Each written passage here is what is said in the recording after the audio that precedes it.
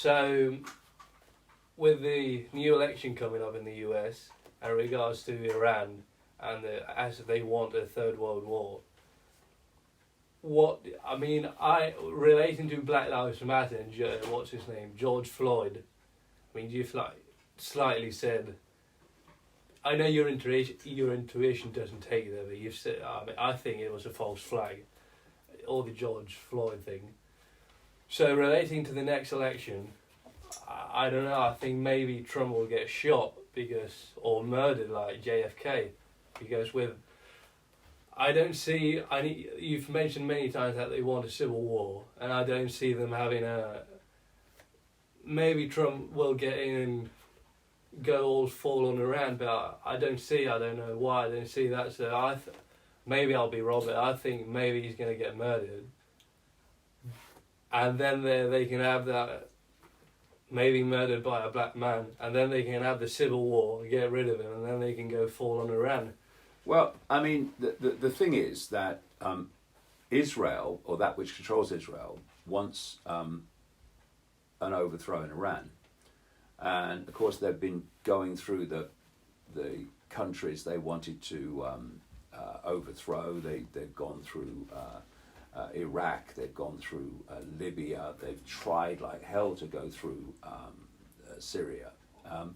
And they want Iran. And you'll remember that at one point, having seen Trump give Israel all that it was asking for, moving the embassy to Jerusalem from Tel Aviv, and then you had the deal of the century, which was basically handing Netanyahu what he wanted with taking over the West Bank and all that stuff. So you saw all that, and then there was a point during this Trump presidency when American planes were in the sky, it is said by the authorities, heading to bomb Iran, and Trump pulled them back, and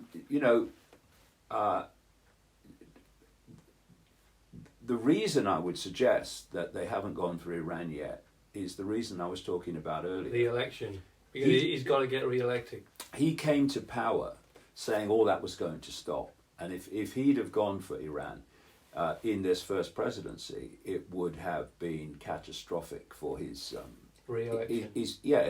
And his natural support base. Point is, though, that this Sabbatean Frankist cult operating out of Israel absolutely 100% controls the Democratic Party, as it controls the Republican Party. And so if Trump gets back in, well, he hasn't got to win another election. And if the Democrats get back in, they'll do whatever Israel tells them to do. So, this thing about Iran is not going to go away. Whoever wins the election in November, it's not going to go away, because they want an end to the regime in Iran, and they keep pushing. Another thing about Israel is, name another country outside of the cabal countries who could just bomb whoever they like, whenever they like, and there's no pushback. They can bomb. They bomb Syria all the time. No one ever, pushes back against that in the West. They've taken over the Golan Heights, and now permanently, they say, and what have they named it after Trump, or part of it after Trump, and they do what they like. And when you do what you like without any pushback, then you know where the real power is. And it's Israel is massively involved in that power. So, I mean, I might be wrong, but something tells me that Trump won't. I mean, they'll try to get rid of him, and they'll bring, as you said, as they want. Not in this. I mean, they want 100% of woke government. I mean, I just cannot see. I mean, I did say in 2016, don't rule out the fact that Trump will be assassinated. Because if that did happen, I'm not saying it is going to happen, but if that did happen, then you would have civil war, because the Trump supporters would literally, go to war against the It anti-Trump is a supporters. civil war right now. Yeah, well, yeah, but I mean A real one. I mean a full-blown civil war. At the moment, it's a civil war based on protest and riots, but we're talking like face-to-face gun shooting civil war that would break out if that happened. I mean, what we saw with the George Floyd, I mean, they were burning down everything. I mean, it can't get much worse in some places. Well, you see, the woke mentality is the most blatant expression of this mind virus I've ever seen. Because what the mind virus does is it unhinges your capacity to see anything from a factual point of view. So, for instance, if you look at the official story of the virus pandemic, from a factual, evidential point of view, it is ludicrous. When you look at the woke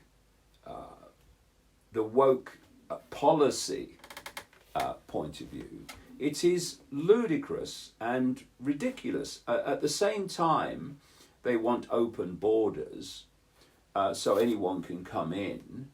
They also want, the employment. They want health care for everybody, etc., etc.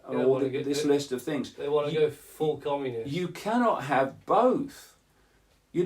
What they can't see is that if you are pouring water into a jug, there comes a point where the jug is going to spill over, and the more you keep the tap running, the more it's going to spill over. So when you bring an end to borders, you bring an end to countries, which is what the cult was planned for so long, as I've been writing all these years. But you also delete a particular area in which particular policies are installed. So if you can keep having anyone that wants to come into that area just come in, how can you run a healthcare system? How can you run a benefit system? How can you run any of these things? You can't, because no matter how much money you throw at it, it will never ever be enough, because more and more people are coming in. So this is an extraordinarily obvious contradiction, but the woke mentality can't see it, because the woke mentality does not deal in facts, just like the Wetiko mind virus doesn't deal in facts. And so this woke mentality, in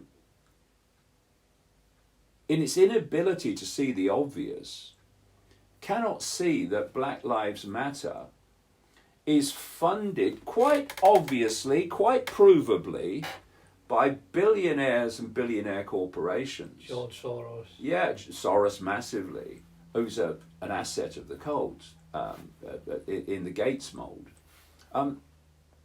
They cannot literally get their minds round why billionaires and billionaire corporations who don't give a shit about black people, or anyone, black people and social justice, while the woke mentality perceives itself as promoters of social justice, the woke mentality organizations like Black Lives Matter are funded by billionaires and billionaire corporations who don't give a damn about social justice. Now, if your mind, your different areas of your mind are communicating with each other, you can see that obvious, clear, breathtakingly obvious contradiction.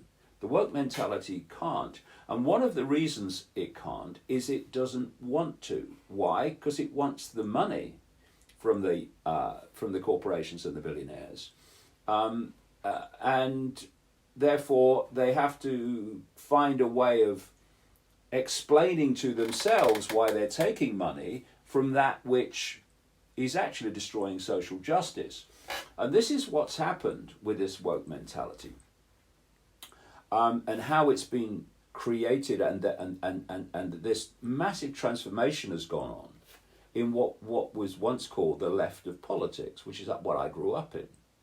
See, the genuine left in politics would look at billionaires and billionaire corporations, and they would instinctively want to target their power and their influence over human society, because they would know that influence on human society is for the benefit of the billionaires and the corporations and not the people.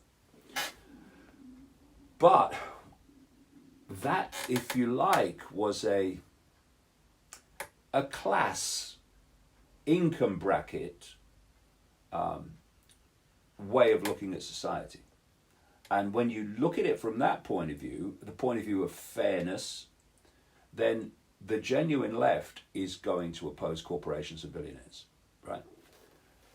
But what's happened because of identity politics, and the woke mentality is absolutely not about social justice, it's about identity politics. That unfairness way of looking at the world has been replaced by self-identity way of looking at the world. And so as long as the billionaires and the corporations are speaking the language of woke and self-identity politics, then they are now on the same side, whereas in the genuine left, they were on different sides. And so the 1% has absorbed the left of politics by hijacking it under the heading of woke. And this is why you're getting Silicon Valley corporations who are censoring people posting things on the internet that are challenging the rules, regulations, and impositions of identity politics.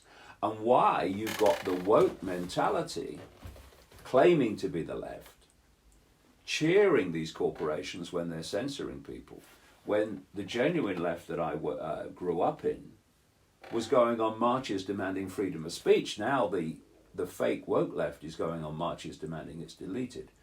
And I remember a quote by a journalist working on the New Yorker, which I'm paraphrasing her. She said that the 1% realized that if it was going to take over, it had to rebrand itself as the representatives of the 99%.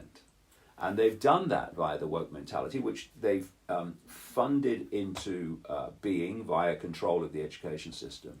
Who is one of the if not the biggest funder of American education outside the government is Bill Gates. This whole thing about Common Core, which is a Common Core education, which is a big time perception programming operation, it's funded overwhelmingly, almost entirely by Bill Gates. So you've had these generations who've been through the school system and the university system and the college system who've basically been perceptually programmed, and now they're coming out and they're becoming politicians like Alexandria Ocasio-Cortez in America. They are promoting themselves as social justice warriors while being funded by those that have been destroying social justice since they began, which are these cult corporations and billionaires.